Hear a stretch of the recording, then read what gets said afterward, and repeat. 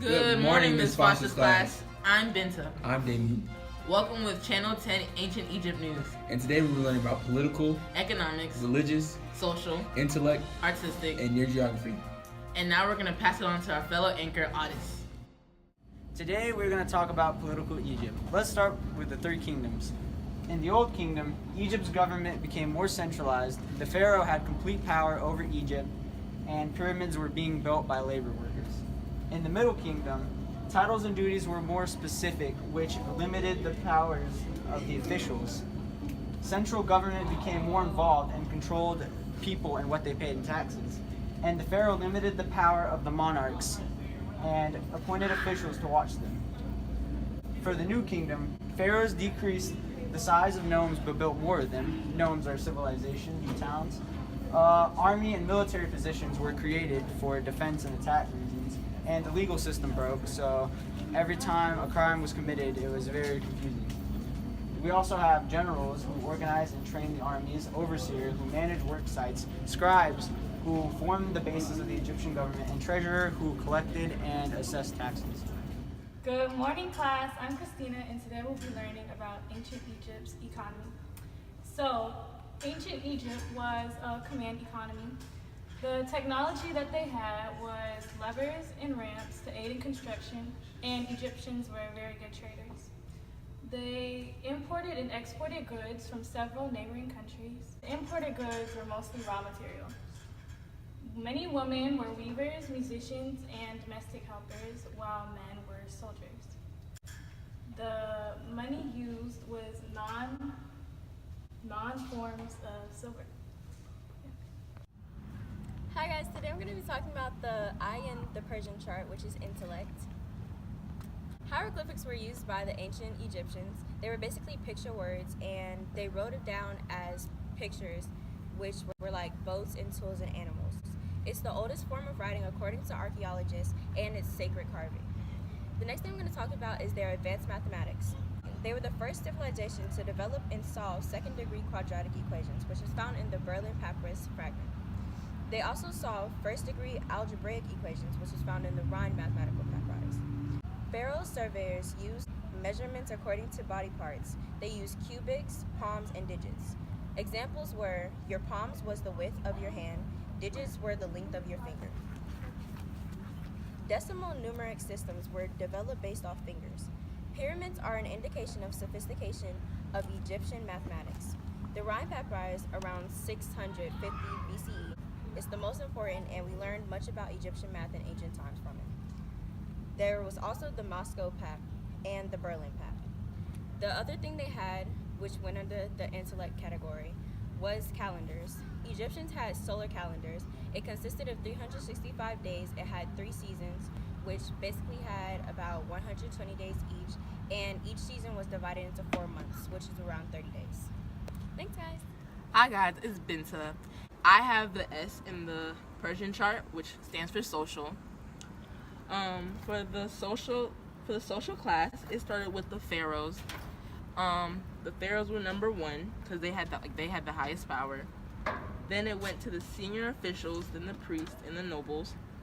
Then from there it went to the scribes, and then it went to the skilled craftspeople. Then it went to the peasants, farmers, and workers. And then lastly, servants and slaves were at the bottom. And it was like a caste system, so it was very much a pyramid. Their lifestyle was they revolved their life around the Nile River and like the fertile land of Egypt. Then it was also very important for them to like spend time with their family and friends, like doing anything, sports, playing games, all of it. Gender relations. Girls weren't allowed to like read or go to school, but some girls didn't. Let's do it again. Then there was gender relations. The girls weren't allowed to formally go to school because it was just seen like it wasn't as important for them. But however, some girls did know how to read and write due to like private tutors or like family members who already knew how to read and write. Also, girls you were usually married at the age of 12 years old, but boys were married between the age of 16 to 20. That was mostly the ages where they were married. And then for family, children of both genders were very much valued and wanted. Like, girls weren't just like thrown away or anything. Girls were very much wanted just as much as the boys were. Childbirth was considered very like scary due to the fact since there was a high infant mortality rate, and women took care of the kids in the family. But if it was a wealthy family, they would have servants and slaves to take care of the kids. It was between the upper and lower class of Egypt, so like the rich and the poor. The lower class they would have to do stuff for the lower class would have to work for the richer class to make like ends meet. For instance, when the lower class would have to make pottery and like jewelry for the up class to show off and then make money from other people. So the lower class really never got recognized for their work. Hey guys, it's Vanessa. Today we're going to be talking about ancient Egypt, art, and in their culture. Art was extremely important to Egyptian life and culture. Probably the most important part of Egyptian art was their writing, because it allows us to have an inside look at Egyptian culture. Egyptians' writing is known as hieroglyphics or hieratic, which is their simplified form. Many symbols and hieroglyphics had deeper meanings than you would have probably guessed. For example, if we saw a drawing of the sun, we would automatically think sun. But for Egyptians, it would stand for creation, illumination, and spiritual sight. You would usually find hieroglyphics inside elaborate pyramids. Also, in these pyramids, you could find even more art. Things like sculptures and elaborate paintings were left for pharaohs and royal family. One of these most famous pyramids was that of Khufu.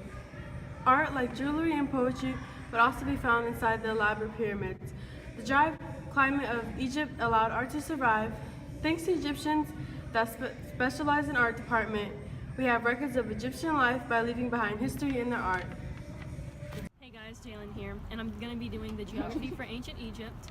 So ancient Egypt is located in northeastern Africa. The climate is very hot and dry due to the Sahara Desert. Their main water source is the Nile River. It is the second longest river in the world, and it helps with the agriculture, and it brings nutrient silts for planting season. Three major cities are Thinis, Memphis, and Thebes. This is the Nile River right here.